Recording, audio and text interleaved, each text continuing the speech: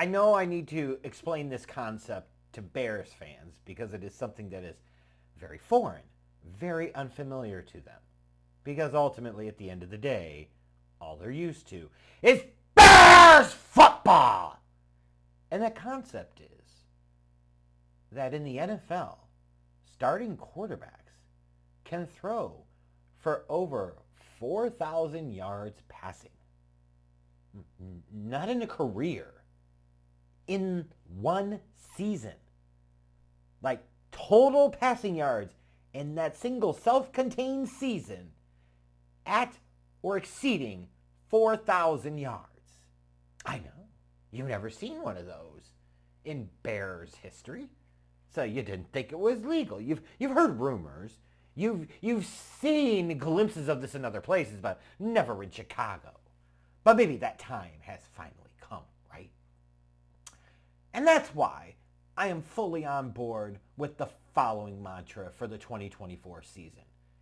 It's 4,000 yards passing or bust for Caleb Williams. Now, because we are dealing with Bears fans, there is a segment of Bears fans that are really, really stupid and take things too literal to an idiotic degree. So let me provide some clarity here before I go any further, because believe me, folks, it's necessary, it's required.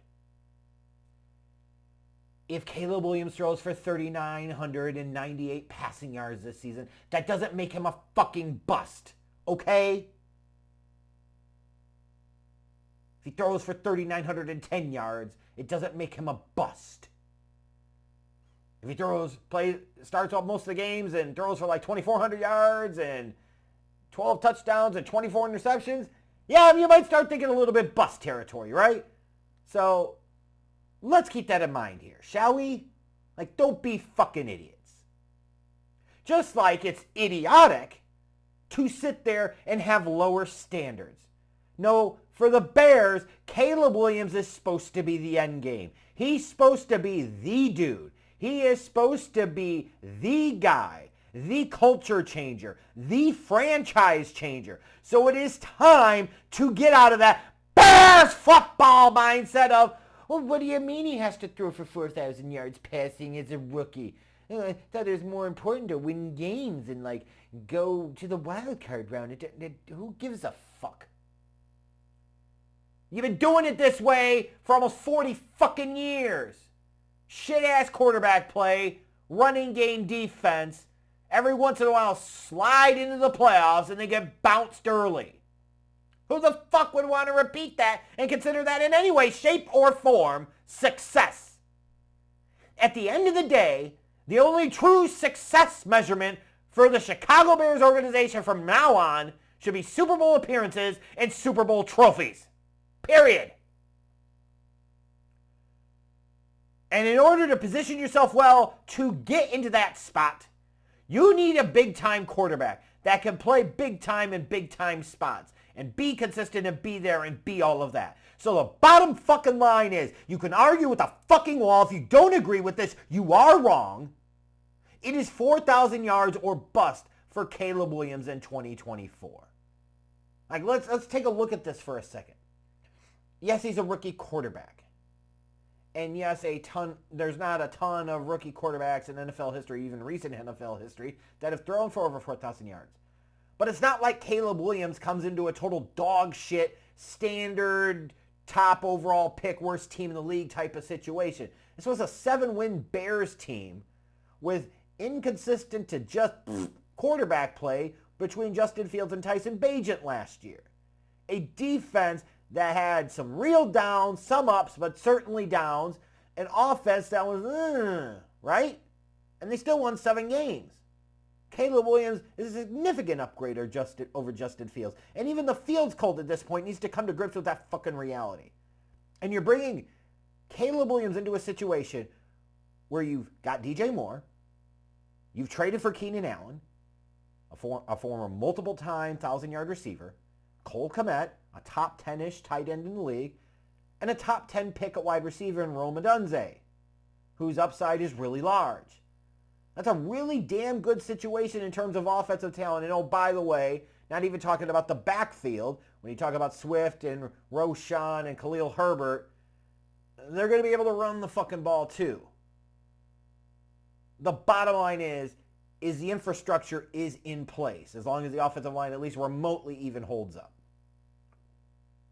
So if you think Caleb Williams is special, if you think he's the guy, for him to come into this situation and go under or significantly under 4,000 yards passing this year should be considered a massive disappointment because he either got injured, the offense wasn't as good, the talent around him got injured, something had to go really wrong. It won't be good no matter what, and don't try to spin it otherwise. You might say, well, it hasn't happened a lot. That's true, but let's look at C.J. Stroud last year. He threw for over 4,100 yards passing, 23 touchdowns, only 5 interceptions, chipped in like another 160 or so yards rushing and 3 touchdowns, and that was in 15 games. If Caleb Williams is healthy and available every week, he's got 17 games of this son of a bitch. Means you got to average, like 220-something yards passing a game? That's really kind of pedestrian. It really fucking is. And C.J. Stroud last year, his top weapons, Nico Collins, Tank Dell, Dalton Schultz, and Noah Brown. Those top 4 weapons do not stack up to the Bears' top 4 weapons this year. That's not even homer talk. That's just reality. Like Nico Collins is nice. Tank Dell is nice. Dalton Schultz is even nice. Noah Brown's okay. But you look at the Bears, you would take their 1 through 4 over the Texans. It's just what it is.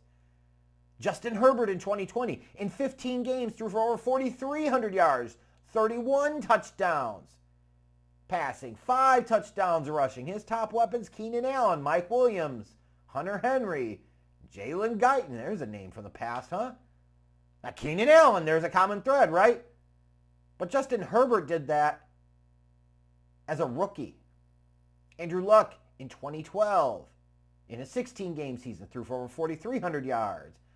He had Reggie Wayne and T.Y. Hilton and Donnie Avery and Dwayne Allen. I would classify that 1 through 4 core, similar in talent level to what the Bears have. And if you think that Caleb Williams was a similar type of quarterback prospect as Andrew Luck, like why would the bar be any fucking lower here? Cam Newton in 2011. He had Steve Smith, Brandon LaFell, Greg Olsen, I think Legadou Nane was his top 4 options. And he threw for over 4,000 yards. Like, this should not feel like an incredible stretch.